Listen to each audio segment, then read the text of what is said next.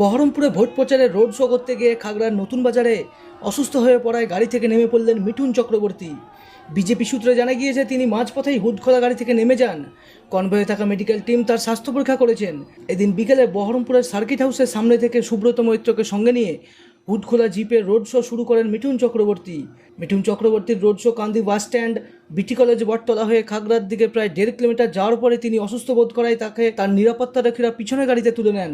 তারপরেই নতুন বাজার হয়ে লাল সড়ক হয়ে হেলিপ্যাডের দিকে রওনা দেয় মিঠুন চক্রবর্তীর কনভয়।